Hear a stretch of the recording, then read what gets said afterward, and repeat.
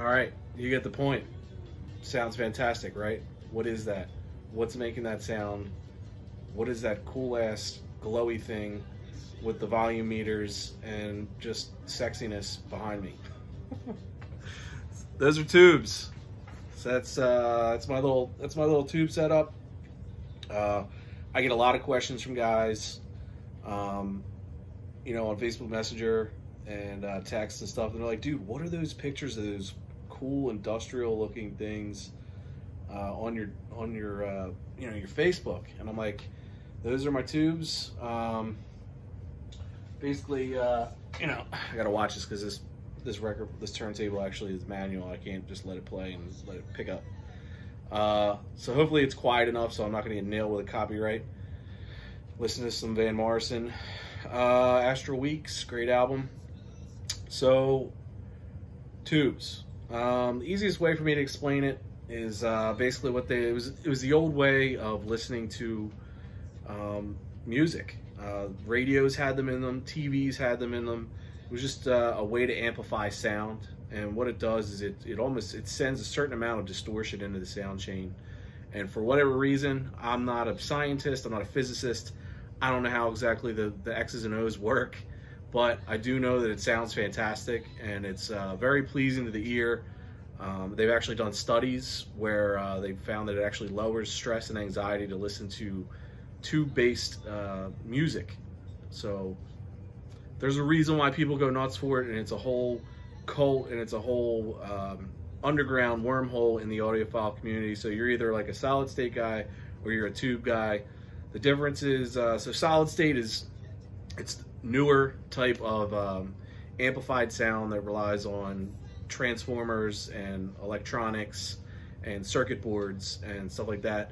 And tubes rely on, you know, valves, tubes. They're called valves. They call them valves over in Europe. But basically, it's just a different way for the power to be amplified. Like I said, I am not a scientist. I'm not an expert. I just know a little bit about it, enough more than like the normal person might know. And this video is just kind of explaining that, and then like what I did as far as an affordable setup that you could have in your listening room or your basement or wherever. So like the whole tube thing, I mean, I got it. Everybody loves the sound of Pioneer receivers and the old 70s receivers, because basically what they did back then when they put those things together, their core audience, especially in the 60s and the early 70s, they were taking over for the tube sound. So they wanted to recreate that as much as possible because that's what people are used to. So the way that they were put together and the way that they sounded had a warm sound to it. So it's usually what tubes relay is a warm sound, tubey, mellow, edges rounded off. It's really hard to explain it until you actually sit down in front of it and hear it. And then when you hear it, as opposed to a newer, you know, Class AB or a Class D amplifier, you know, that's, you know, pushing out major wattage. But what's crazy about tubes is that, you know, this is an 8 watt per channel push-pull amplifier. So for 8 watts, most of the receiver, I mean, most of my stuff like upstairs and even on my desktop, I'm running at least 40 plus. You know, upstairs I have 300 watts a channel on my big Emotiva setup, which I'll do a video on later. But these watts are different than solid state watts. For whatever reason, they go a lot further. The only trick is that you have to use high efficiency speakers. High efficiency means what their sensitivity is. So when you look at speaker specs, you notice that they say,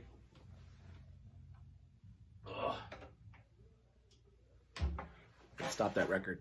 You notice that they'll say, you know, what the sensitivity is, what range that they can reach as far as kilohertz and hertz, as far as low end and high end. The sensitivity basically means a measure of wattage within feet from the speaker, and it's a whole bunch of jargon that'll probably bore you to sleep. Bottom line, the lower the sensitivity, the harder it is to drive the speakers, the more power you need to make them really sing. So for a tube amplifier like this, like a low watt tube amp, now they make tube amps with lots of wattage. I have one on the way that's going to be like 40 something watts a channel. I can't wait, because I can't imagine how loud that could be. Because with this 8 watt per channel doodad, I mean, it gets loud down here. Ask my wife, ask my kids. Especially when I hook it up to a digital audio player through a preamp.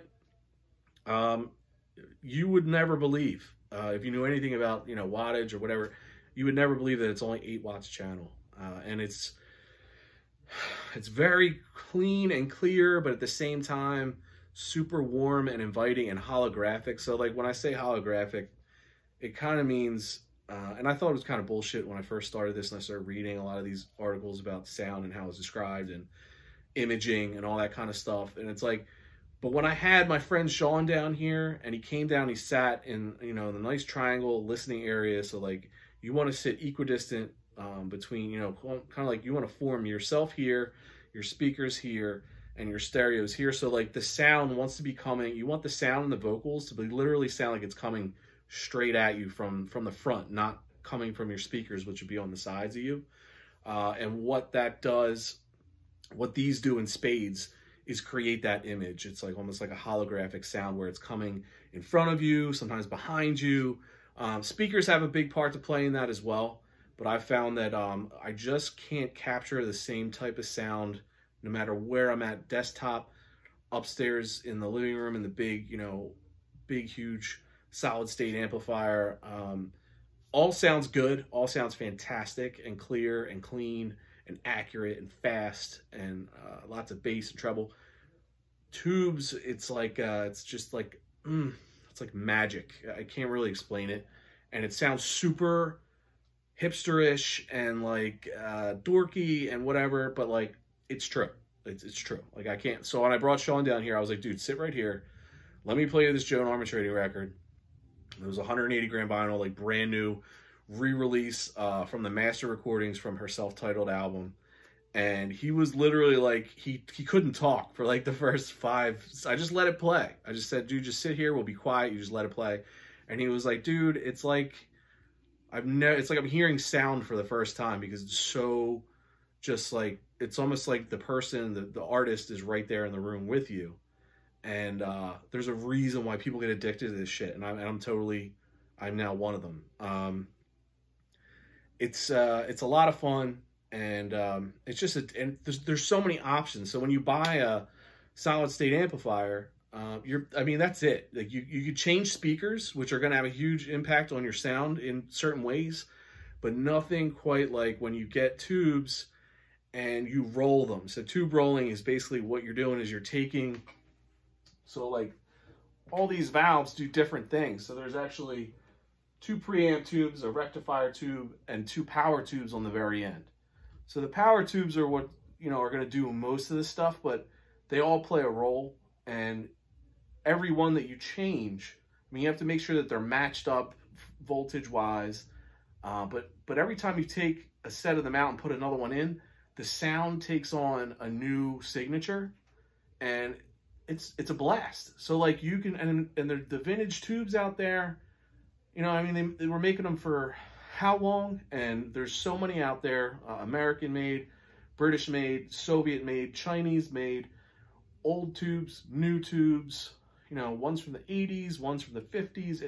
You have so much range in what you're able to drop money on is probably the best way I should put it. But it just gives you so much more freedom to change the sound, and in a good way, and sometimes in a bad. Sometimes you'll notice that certain tubes don't mesh with other ones, and certain tubes don't mesh with an amp. So this, I'm lucky, this is a self-biasing amp, so it adjusts its own voltage.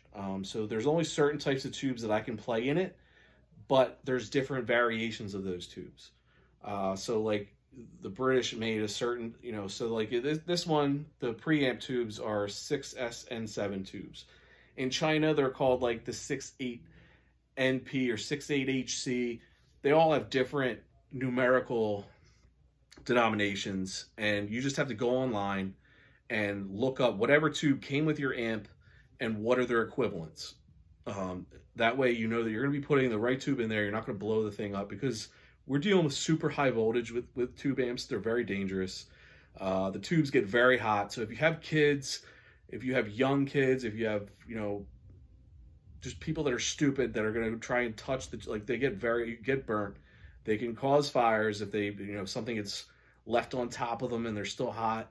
So it's definitely something to think about when you buy them. You want to have them in a dedicated listening area. It's not something that's going to be sitting out on your, you know, coffee table or sitting on your, you know, on your kitchen island or something. It's definitely want to have it as a dedicated listening area where you know it's going to be safe. I mean, that goes with most, you know, expensive audio equipment or stuff that you really give a shit about. You're going to take care of it and you're going to keep it out of harm's way. Just a little bit more care goes into these. And tubes do eventually, you know, they burn out, but they take a long time and it takes a lot of listening hours, and each tube has its different shelf life. And I mean, what I did was I just bought so many at once, and I just kind of went through different ones and gave them a certain amount of burn-in time. And this amplifier didn't sound great out of the box, and I wasn't wowed, but I was definitely impressed. But it wasn't until you really start to dial in the sound, and when the machine itself breaks in a little bit, and when the tubes burn in after, like, say 50 hours of listening, sometimes it's what it takes for them to really bloom and open up. So it's like it's a process. It's like it's not instant gratification that you're going to get from solid state amplification and what you're used to. It's definitely more of a cultivating thing, and that's why it goes so well with vinyl, because vinyl's the same way. You're captive. You have to sit there, and it's like a cigar. It's a commitment. Like, you're going to sit there and you're going to listen to an album. You're going to do the same, and then you have a nice little tube set up, and it's like you're back in, like, the 40s or 50s, and everything was good, and everything was America was great. But I digress. I mean, whatever. It's part of a listening journey, and it's like, you know, it's not for people that are just, you know, casually want to dip their toes into something different. Maybe you want to try it. This is a great amp to do it with. This is a Nobsound NS-03D. I got it on eBay, shipped from China. It only took like a week. The seller is Duke Mall, D-O-U-K-M-A-L-L. Duke Audio basically is like a huge Chinese conglomerate that makes tons of these chi-fi equipment pieces. They get a lot of flack in the audiophile community because they're not British or American made. You know, China, anything made in China has got a huge stigma attached to it now. But really, to get into this hobby on an affordable price point, you're not going to be able to do it unless you go this route, or unless you buy vintage, and that's a crapshoot, especially with tube amplifiers, because you never know what you're going to get. You go pick up a Dynaco. They were made in Philadelphia. They're fantastic looking amps, but I mean, you're going to shell out $400 or $500 for one of those. It's 40 to 50 years old. It has to be recapped. It has to be, you know, its potentiometers have to be redone. It's got to get a whole service, which sometimes costs just as much as the amp itself. So you're looking at $1,000, all told, if you're going to buy a used, decent tube amplifier, vintage. You know, $800 to $1,000, easy. These run between $300 and $400 right now. Some of them you can get the smaller ones that you can get with just a couple tubes in them. They're running around $200 and under. Like, it's crazy what you can buy. You can get a little single-ended, you know, EL34 tube base. EL34 is the power tube that drives this model. They can be replaced with 6 CA7s or KT77s. Those are like the 3 main power tubes that can run in this. I've tried different preamp driver tubes in this. The only one that seems to really work well is the 6SN7. I tried the L7s, and the voltage is a little too high, and you get way too much distortion. And I think it runs a little hotter. You'll see the voltmeters like just sitting at halfway even when there's nothing going on. So that's how you know there's a little bit too much voltage going on. And it kind of sounds like shit. So like it's something you play with, and you toy with the sound, you toy with what works. I've had a couple tubes blow on me, but that's what they do. Sometimes you buy duds. And most of the duds are the new production ones because they're not anywhere up to the quality of the tubes that were made 30 to 50 years ago, because they were making them, you know, they were being used more, so therefore the quality was higher. And now that's what I buy. Everyone, some of my tubes are newer. Like the ones in them now are Electro-Harmonic EL34 6CA7 fat bottles. I got them because they look awesome. I loved how big, you know, the fat bottle tube, and it just had the similar sound as an EL34, but just a little bit bigger, a little bit sweeter. I don't know. I can't really explain it without sounding like a complete douchebag, but I just like the way they sound a little bit better than my regular EL34s. And I have a set of Gold Line KT77 driver tubes for these, or power tubes, I'm sorry, and they're fantastic. I mean, they're great. I mean, they jam. Like, this thing gets fucking loud with those things in them. They're more solid state sounding, tighter bass, more dynamic, high end. You lose a little bit in the mid range. That's what these give you, more of that mid, like the mid sounds. It's like your middle range of the sound band. I mean, you have your bass and you have your high, and then you have your mids. These really, the EL34s give you that sweet, just syrupy, like mid range. That really goes well with like jazz, especially jazz. I mean, you play that on here and it's just like, it's like butter. Jazz, acoustic, female vocalists, and some classic rock. Now you play the KT77s on here and it's like it'll play everything. It's like an all-rounder, good for faster, louder, heavier music. It's not going to be as rounded off as, say, these EL34s are, but it just gives you a little bit more leeway with like what you want to listen to, and that's the fun of it, and that's why I love it. It's just, you can't really explain it until you get into it. So these are on eBay, these are on Amazon. They're all made by these huge Chinese factories. Sometimes it's a crapshoot. This one's been good for me since I got it. I've had it for a few months now. I haven't had any issues with overheating, anything. The only problems I had was because I did something stupid, like put in the wrong type of tube, or, you know, mismatch things. Usually it's user error with this stuff. I did have, so this is an amplifier, so it's not integrated. It doesn't have a preamp in it, even though it does have a volume control. So I wonder if there is some kind of preamplification going on, because most pure amps don't have volume control. Usually that's why you buy a preamp. It takes the signal of the music, amplifies it to a certain point that's able to be amplified again by the pure amplifier. That's what this is technically advertised as, but it definitely needs a preamp. I was using actually my silver Pioneer SX850 from the 70s. I had it has pre-outs in the back, so you can use it as a preamplifier, and it did a great job. But it wasn't until I bought this little, and it's hard to see over here, it's this tiny little silver guy over here with 2 tubes in it. It's a preamplifier. It's a hybrid preamp. It's not completely tube power. It has relies on some circuit boards, but it's an FX Audio tube preamp, and it runs. I'm running the same tubes that I ran in one of my headphone amplifiers, the awesome Lox GP20 that I did in my other video, the little black headphone amp with the tubes in it. They actually use the same type of tube, so I had an extra set of those Russian military tubes that were brand new, old stock from like the 50s. Hadn't even been, like, they still were in their original packaging, and I threw them in these things, and I upgraded the power supply on this. I bought a whole new 12-volt 3-amp power supply. Usually they just come with these cheap little wall warts that are usually like 12-volt 1 amp. Give it that extra like amp or two on, you know, in the power supply. Makes a huge difference. I never knew any of this stuff until I got on the internet and started trolling some of these forums on how to get the most out of some of this chi-fi stuff. And that's the biggest thing. Upgrade your tubes, upgrade the power supply for minimal cost, and you're going to end up getting stuff that's going to bang for buck. I mean, that was a huge difference when I put that preamp in here instead of just using I mean, I had used my Adcom preamp, which was solid state.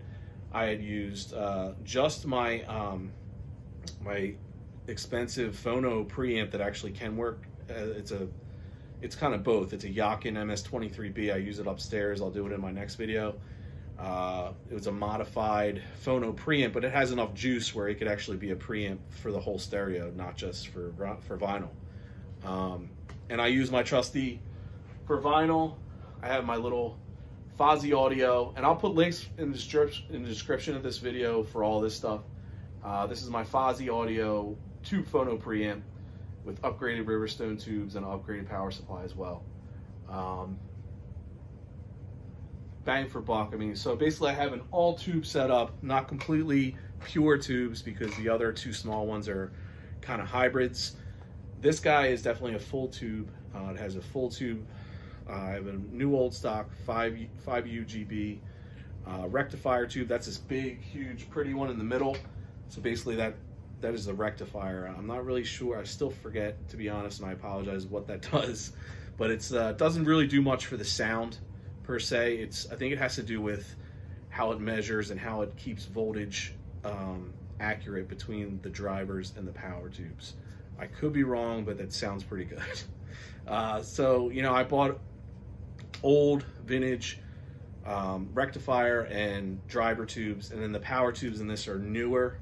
To get into expensive old power tubes is not really something I'm willing to dive into just yet, because the sound that I'm getting on these is still pretty good with new production electro harmonics, and I have a set of Mullard new production EL34s. Like I said, I'll put links in the descriptions to all this stuff that I use on these. Another important factor, what are you using as a speaker? So for me, it was a no-brainer. I had these are my Klipsch RP-160Ms. They're awesome. 96 decibel sensitivity, so they're super efficient. They're basically Klipsch and tubes go together like peanut butter and jelly.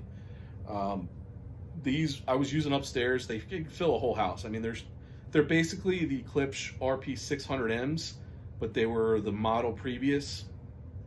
The specs are almost exactly the same.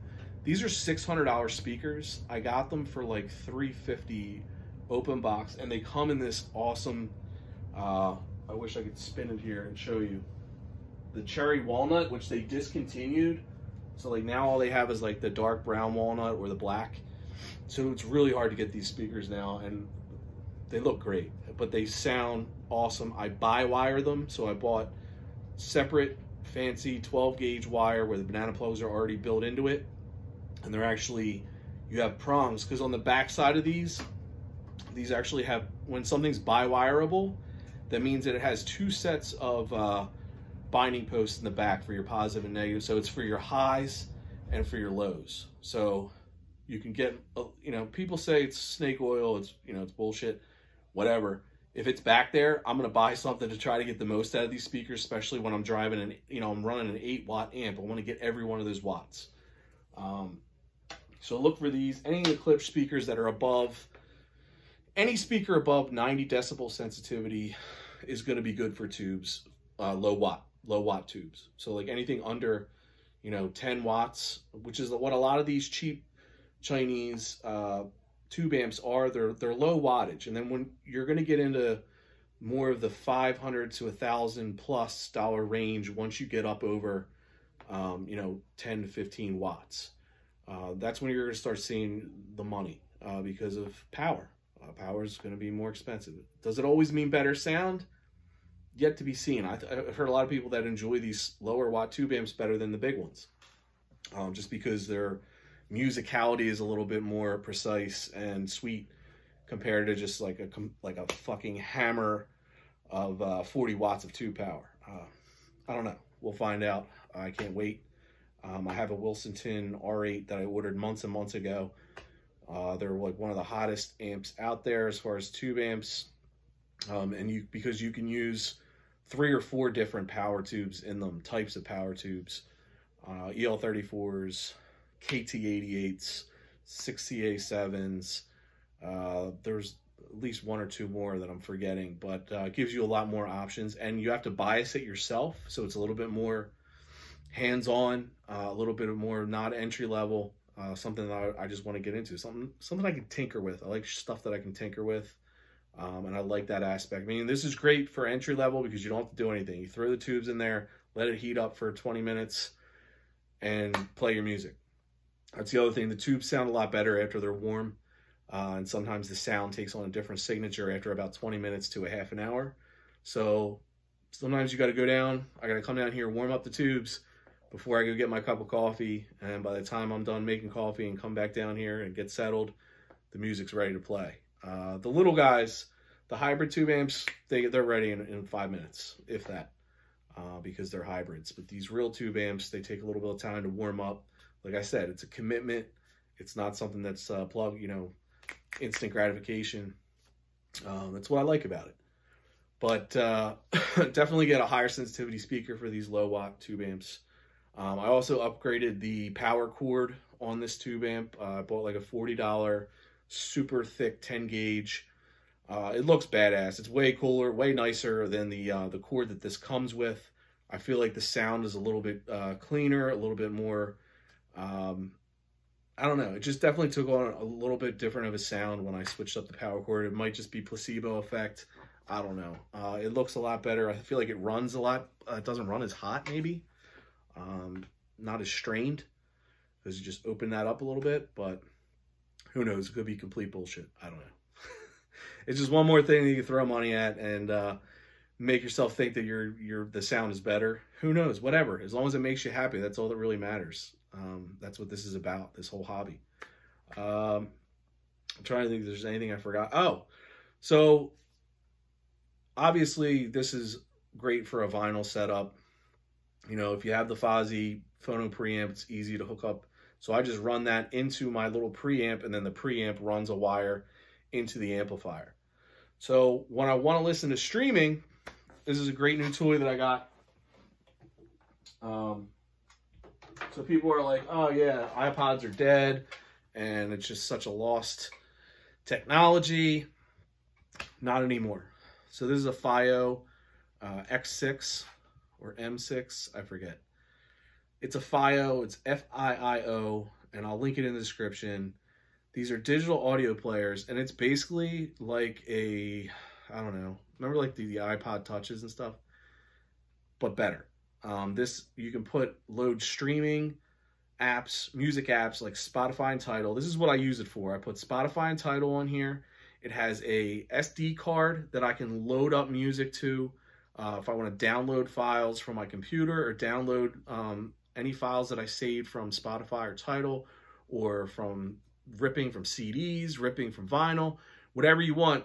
You can put it in here, take it with you anywhere. It's got a headphone out, a real 3.5mm headphone jack in it. You don't have to worry about bullshit lightning dongles like your phone. So this way you're not attached to your phone all the fucking time. You can have this to run your music, and it's got a digital analog converter, a Sabre digital analog converter built into it. The sound is, I was like, how can it be better than my phone? Like, really? Like, the phone's got a DAC in it. You know, I just run it's easier. I can just run the phone. I didn't realize until this was $100, worth every penny. The only pain in the ass part about this thing was side loading the apps onto it. So if you're not computer savvy, if you're not patient with downloading firmware to your computer and uploading it to this, don't get it. Just use your phone, because you're going to get really pissed off, because I did. I almost sent it back after the first day because I was so frustrated. But once I figured it out, once I got an SD card, that was the game changer. It was the only way that I could load. So I had to get rid of the old Spotify and Tidal apps that were loaded into this originally, because they were updated. I had to take the firmware that was updated and update it, put it into the SIM card, and then when I brought this back up, it updated it on its own. And then once they're on there, they're good. And then now I have a special USB cord that I can put the SIM card in when I want to load stuff from my computer. So it gives you a lot of options. It can actually be used as a DAC, like a USB DAC for your desktop. So if you're running this from a USB cord into this, and then run this out to whatever you want, powered speakers, into another amplifier, whatever. That's what you can use these for. And the DAC on these, it sounds phenomenal. When I play Tidal through this into my tube amp, like I get the best of both worlds. I can have, you know, modern streaming services running through a tube amp, and it still sounds really, really good. And that way you're not tied into just vinyl, or using your phone to constantly be, you know, I have two phones. I have a work phone and a personal phone. It's not everybody has that. So, and I got this just so I didn't have to worry about ever tying up my phone. I plug this in, charge it every couple days. It holds a great charge, just like an iPod. But it's better. It's all touchscreen, beautiful interface, easy to use once you get everything loaded into it and get it figured out. I'm sure that they have better options out there that are easier to use. I've watched some videos on them. They're pretty informative. Digital audio players, definitely something to think about if you're getting into this hobby and you want to stream your music on the go, or if you want to do something like this and use it in your in a setup like the one I'm talking about right now behind me. I think I covered everything as far as tubes. It's just one of those things that you go and dip your toe in the water. It's very affordable to do now. It's as it was not years ago. And the quality was a lot worse. There's still a lot of debate out there about Chinese-made things. How long are they going to last? Who knows? But if I get a few years of enjoyment out of it, eventually I'm going to want to upgrade to something nicer anyway. But it's a great starter piece, and it gives you a lot of fun options as far as tube rolling and just something different. And it's a good conversation piece because it's interesting for most people. I don't know. Who knows? I'm probably boring the shit out of people, but I'm running at 32 minutes now. I got to get going. So this has been awesome. Hopefully, if you guys have any questions, hit me up. I'll put links in the description, everything I talked about in this video. All right. Take it easy, guys.